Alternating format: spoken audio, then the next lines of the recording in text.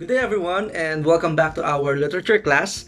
Right now, we are moving forward to another chapter in our word literature class, and we are starting our discussion on the Middle Eastern literature. I would say one of the most misrepresented when it comes to literature, philosophy, and the humanities in general. Middle Eastern literature is as equally important as any other literatures in the world. We grew up understanding English, American literature. We grew up, of course, having a knowledge of our local literature in the Philippines and basically other popular literatures when it comes to its canon, like, let's say, Asian literature, because that's part of our region. But there are regions in the world that I would say are misrepresented. And it's, of course, the task of world literature to bring it to our consciousness so that we will not be guilty of not just misrepresentation but stereotyping and many other negative perspectives towards them. So as we begin Middle Eastern literature, we first need to talk about or deal with our stereotypes when it comes to the Middle Eastern people and Middle Eastern culture in general. Of course, when we talk about Middle East, this is not about terrorism. The Middle East is not about terrorism. The Middle East is not about war. The Middle East is not about violence and chaos. Of course, we are hearing bits and pieces of all of this negative news about the Middle East. We know that media has romanticized all of these negative things coming from this region of the world. But what I want us to understand is that this region, the Middle East, is actually more than just the negative stereotypes that we know. The Middle East is a beautiful culture. It is a very unique people group.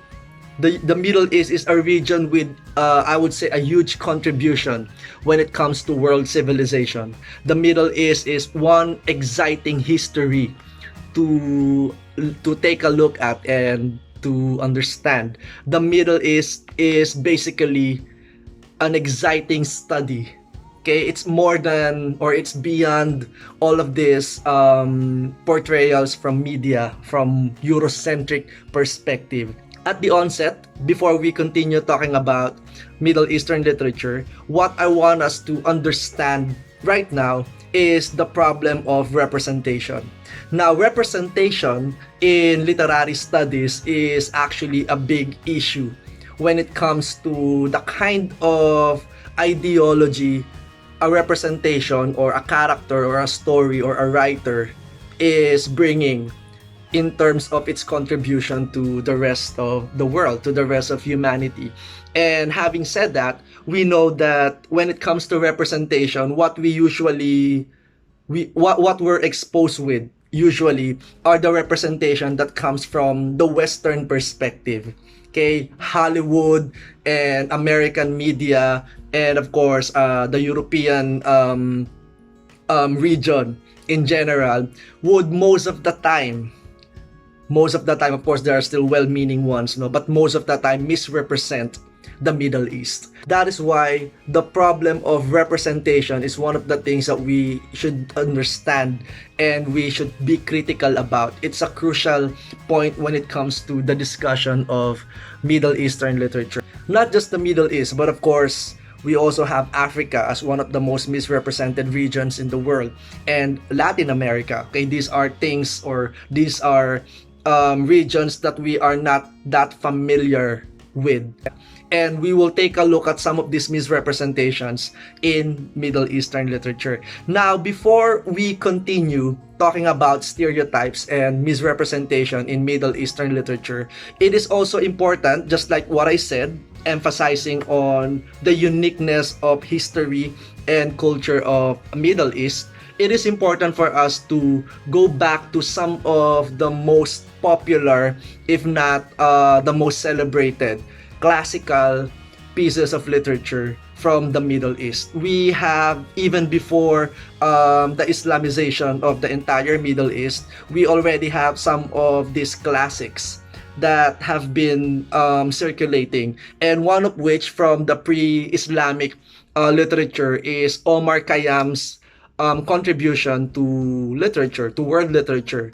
Omar Khayyam is an 11th century polymath from eastern Iran, also known as Persia back then. Khayyam was revered in his lifetime for his groundbreaking work in astronomy and mathematics. As with other Iranian polymaths like Ibn Sina or Avicenna in some other translations, Khayyam was also a poet. That said, his poetry was unlike that of any other Persian or Iranian poet before him, and he has occupied for centuries a place wholly unique in the grand corpus of classical Persian literature.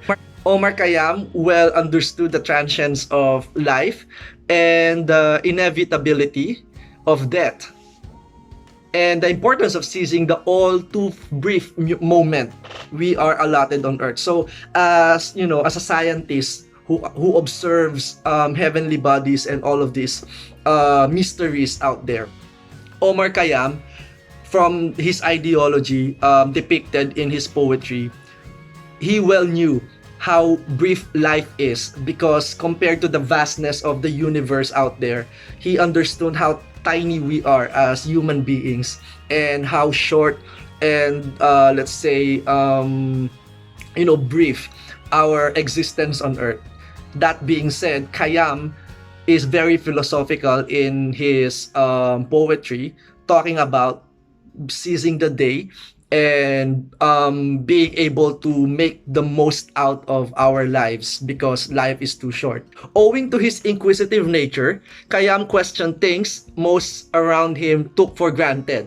He is very critical about fate, the hereafter, the afterlife, the meaning of life itself. And he had little confidence in the promises of religion. Okay, now understand that Khayyam came about before the Islamization of the Middle East. So that means probably back then in that century they were still pagan when it comes to their beliefs and practices. And he is very critical about the idea of the afterlife and religion in general, with its talk of heaven and hell, and even expressed doubts regarding the logic of the existence of God. There was only one thing Khayyam was certain about, which is something that he would focus on and cherish, and that is life, existence here on earth. And you will see a lot of that as a tone in his writing. Let's take a look at this first piece of poetry. How swift does his caravan of life pass? Seek thou the moment that with joy does lapse. Saghi, why lament tomorrow's misfortunes today? Bring forth the chalice, for the night shall pass.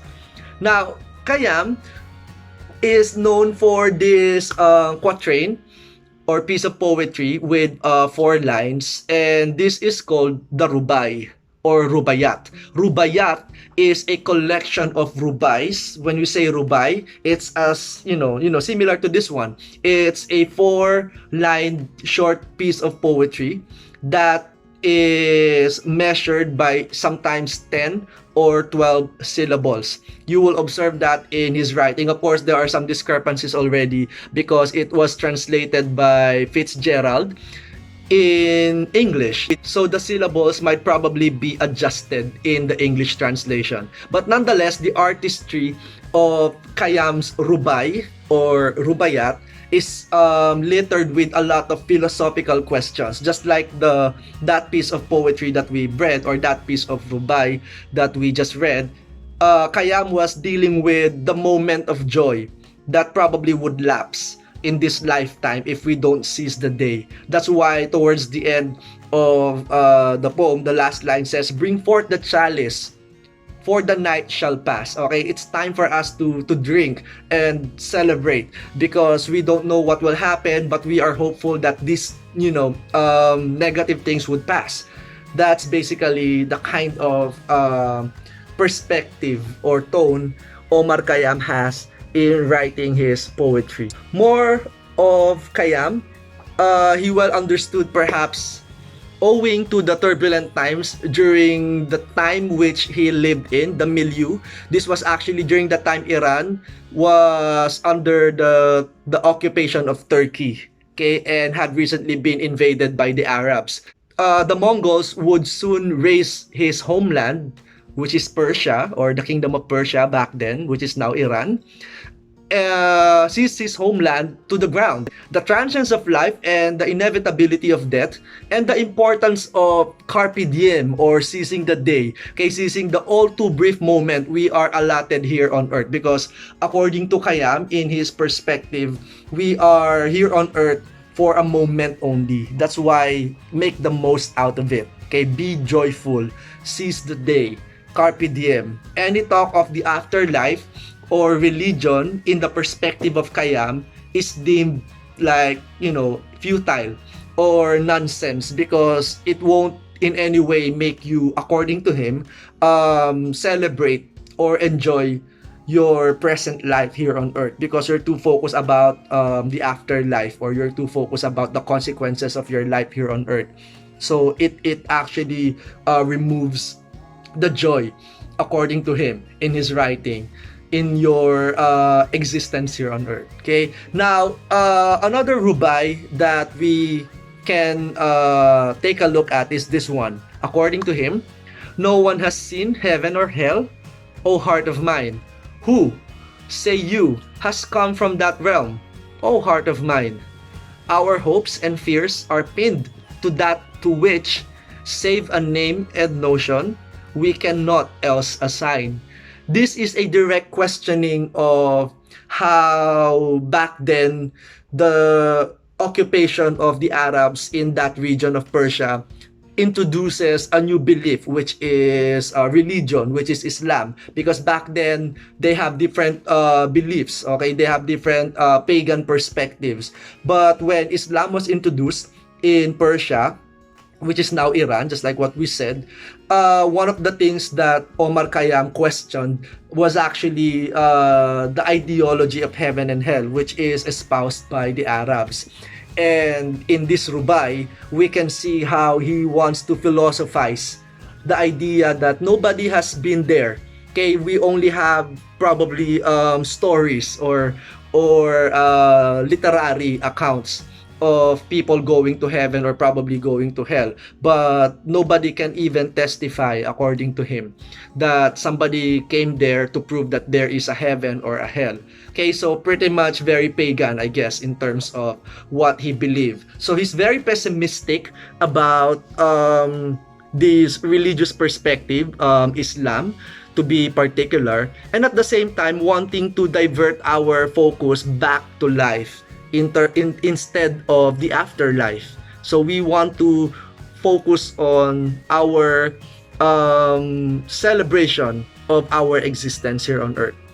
Now, the Rubai, just a quick background, was translated by Edward Fitzgerald in the 1900s, and Khayyam's Rubaiyat, like a collection of independent quatrains or four-line poems, has been translated dozens of times over the years since 1900. So Edward Fitzgerald is a popular figure in English literature, and he was the first one who pioneered the translation of the Rubaiyat, or the Rubais of Omar Khayyam. The Rubaiyat or the Rubais were actually numbered instead of titled.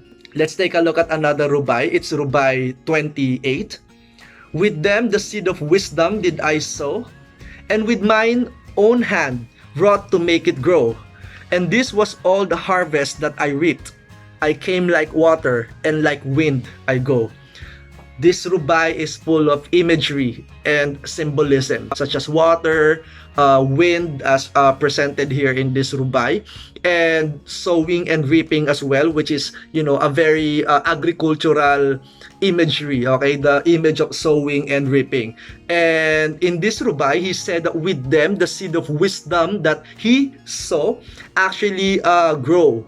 It grew to something that would benefit him. Okay, so he's pointing out the importance of sowing wisdom and reaping its benefits in our lives. Because just like how he ends it, I came like water, and like wind I go. Okay, so try to imagine, think, because it's an imagery. So think about the mental picture that it produces in our minds as this piece of poetry or this rubai challenges the way we imagine these images. Okay, the image of water which flows, okay, which is actually very lively. And like wind, according to him, like wind, I go. Okay, that means I go without anybody noticing it because you cannot see the wind, but probably you can feel the loss. Okay, because when the wind passes on, you will not see it, but you will feel it. In the same manner that life, according to Omar Khayyam, is just like that. Okay, it's full of life, like a water that flows,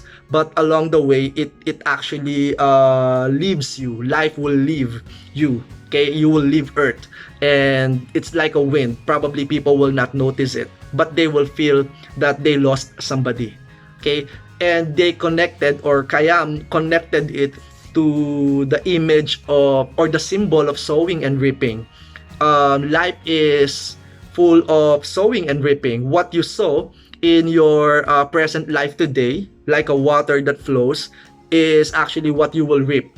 And he capitalizes on the importance of sowing wisdom, so that when you leave, like a wind, when you go, when you passed on this earth, people will feel your loss. Okay, feel your, you know, the loss of your presence, because you left with them a wisdom that actually made an impact, something like that. Okay, so you will see how Khayyam focuses on life instead of the afterlife, focuses on cherishing and making the most out of your existence here on earth, than focusing on, you know, your preparations for eternity. It kind of shows his pessimism, at the same time his hope for life, pessimism for the afterlife and hope for life itself.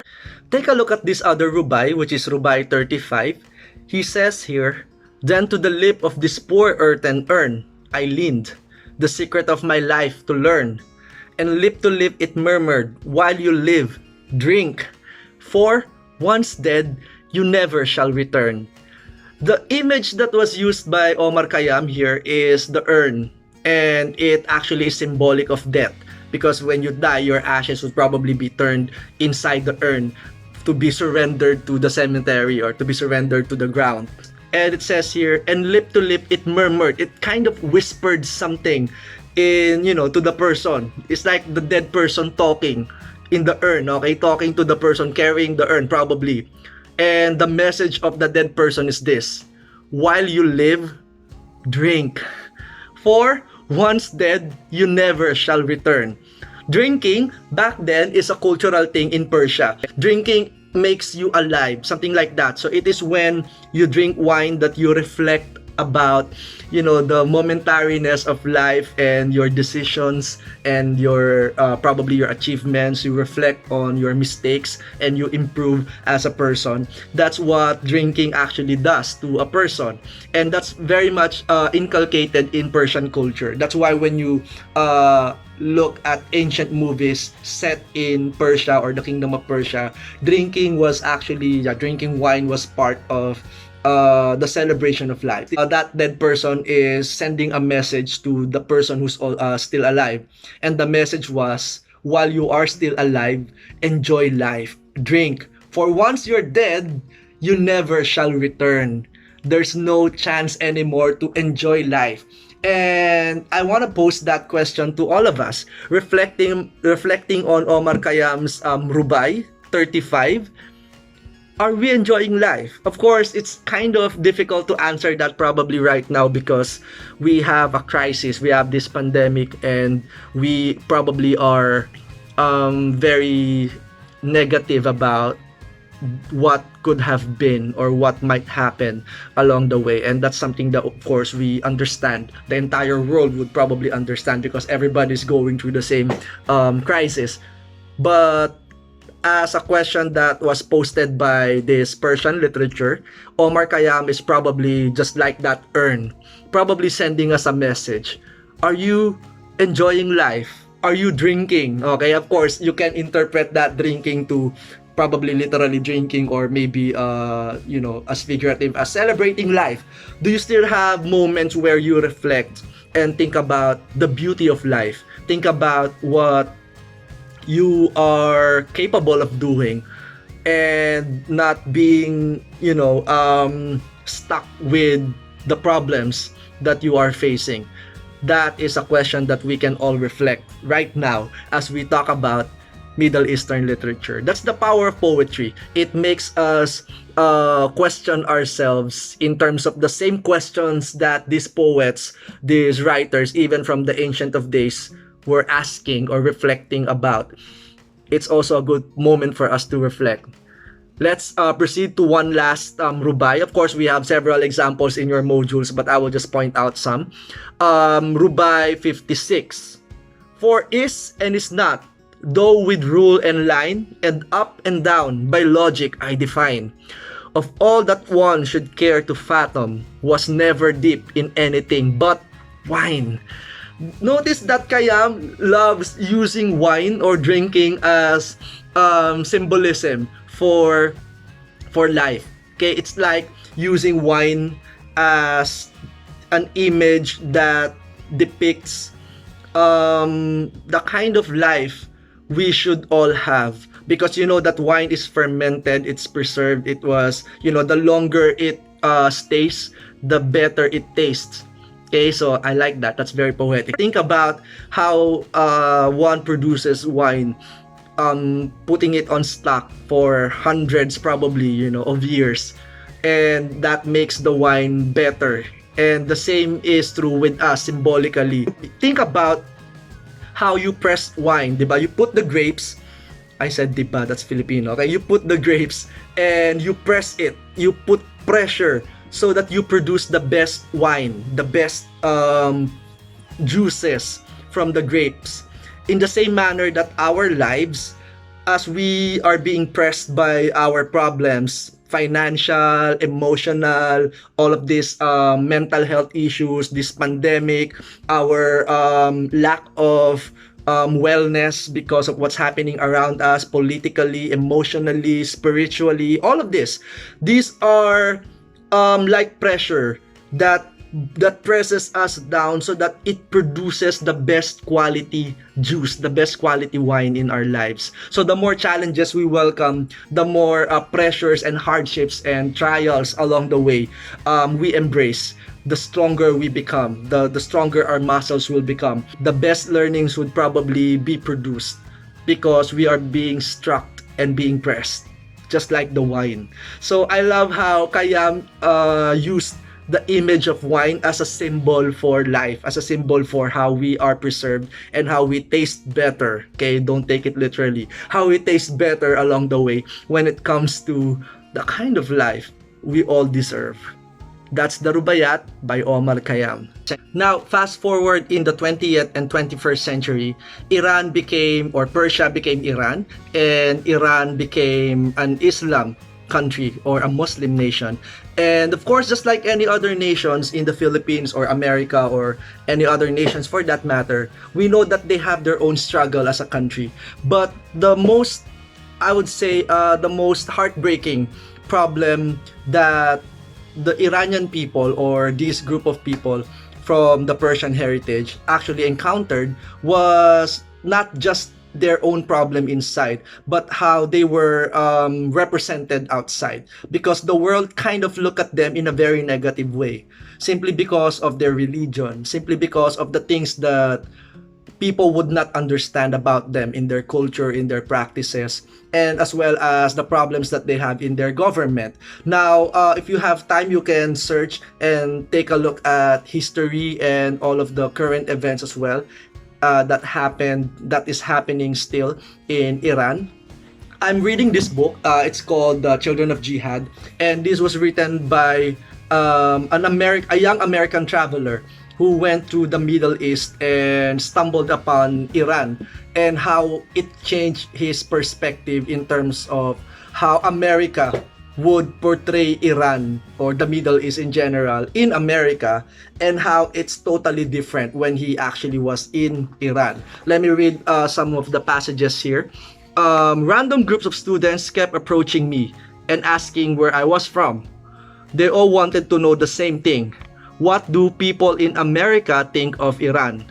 There we were, citizens of two countries that are sworn enemies, all experiencing the same curiosity and eagerness to speak to one another. After about 15 students had gathered around, one of the female students spoke up. We watched what happened on September 11th. We saw it on the television. I hadn't even noticed her, but I began to notice a pattern. The female Iranians love to talk and take charge.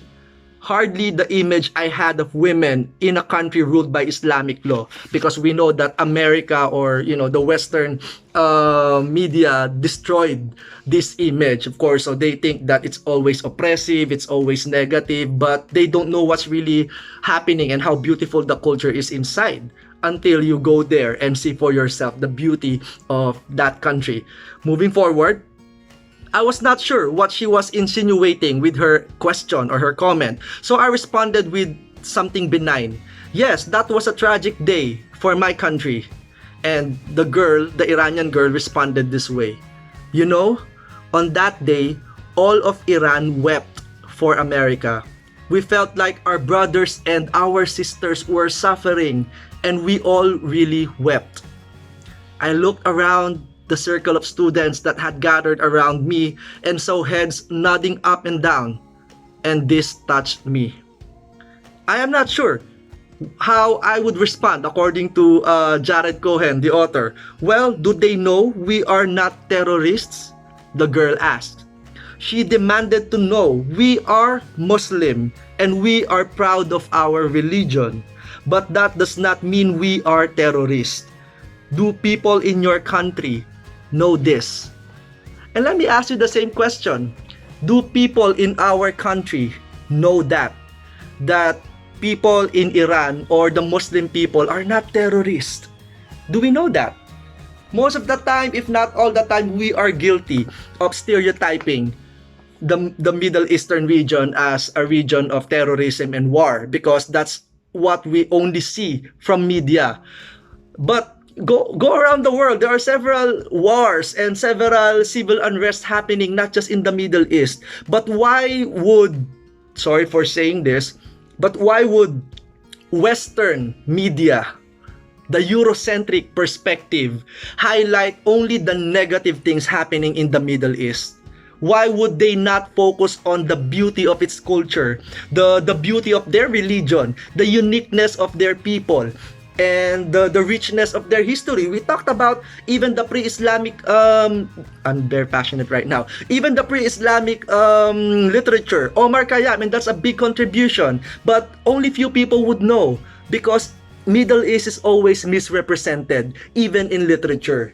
And that is basically what we need to change right now as students of literature, as students of philosophy, as all of you, trying to understand the humanities, trying to understand the world. I hope that as we have this short session on the Middle Eastern literature, we will change our perspective. We will let go of all of these stereotypes that harms the people there, because nobody wants to be stereotyped. How would you feel if, for example, you as a Filipino, the world would look at us only through the negative things happening in our country? You will not just be pissed off.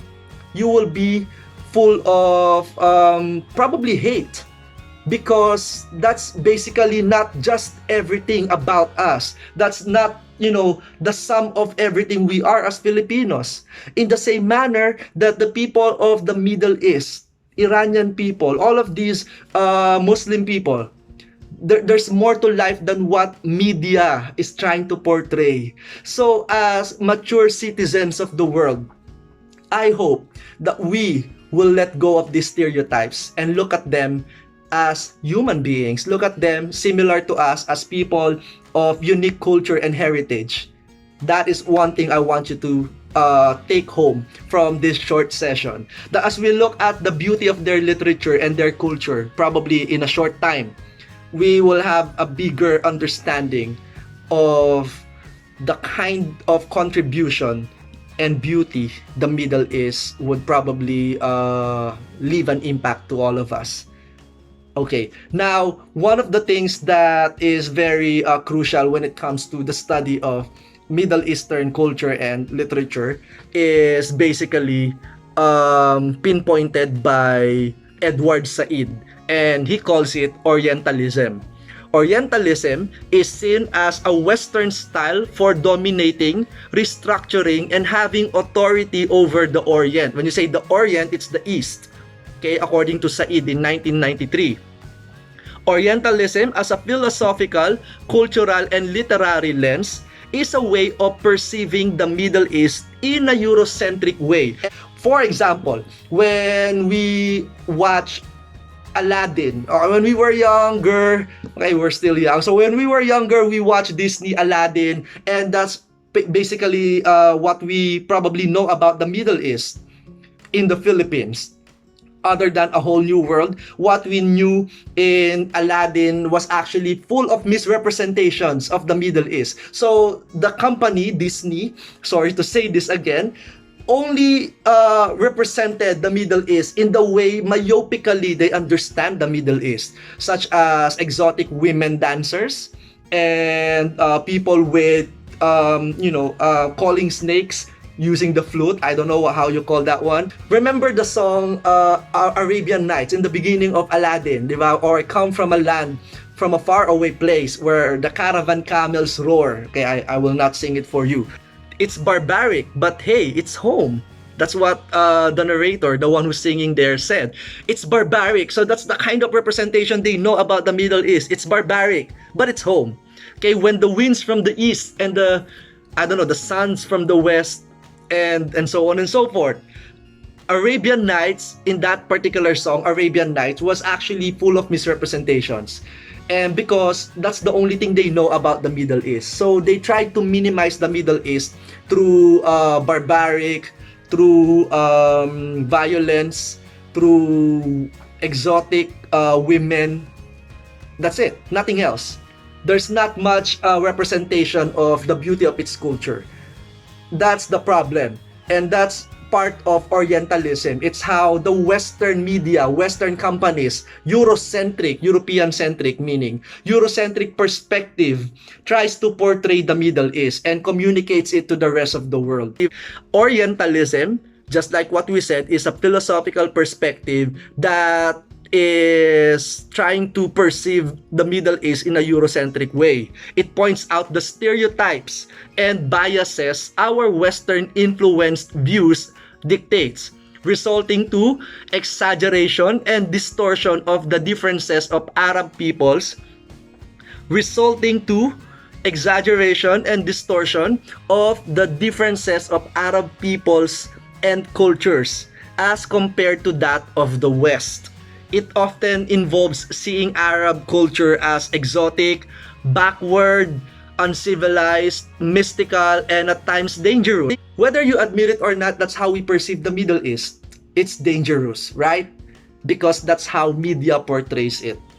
Orientalism by Edward Said defined it as an acceptance in the West of the basic distinction between East and West as the starting point for elaborate theories, epics, novels, social descriptions, and political accounts concerning the Orient or the East, its people, customs, mind, perspective, philosophy, destiny, and so on. So Orientalism, just to introduce it to all of us as a perspective in our literary study, will make us conscious about the stereotypes that the Eurocentric perspective portrayed and communicated to the rest of the world. And that's our goal. Our goal is to eradicate all of these stereotypes. Our goal is to pinpoint all of these wrong representations or misrepresentations or wrong recognitions of the Arab peoples because there are more than just Saudi Arabia and Iran. Of course, there is Qatar, there's Jordan, there is Egypt, there's all of these specific unique countries that needs to be studied, needs to be understood. Okay, so I hope that as we continue discussing Middle Eastern literature, we will be cautious about the way we view our text when it comes to the Middle East. So when you're watching a Middle Eastern film, when you are watching representations of Arabs in Hollywood, be critical. Think about how they were portrayed by Western media.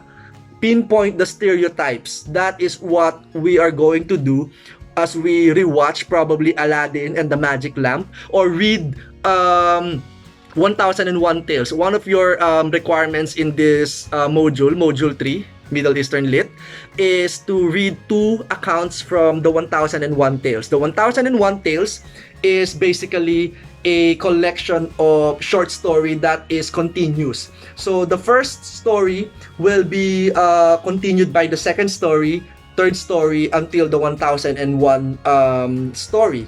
1001 Nights in other translation, or Arabian Nights, is one of the representations of Arabian literature or Middle Eastern literature in the canon of world literature. And there you will encounter Sinbad, you will encounter the genie, such as the genie in Aladdin, in Disney Aladdin. These are elements that were presented in the 1001 Tales. You will be reading 2 of its account, which is part of your module. So just go to the module and read those 2 stories, and be critical about the misrepresentations, or probably not just the misrepresentations, but be critical about the things that needs to be represented in these literary accounts that were not highlighted in world literature.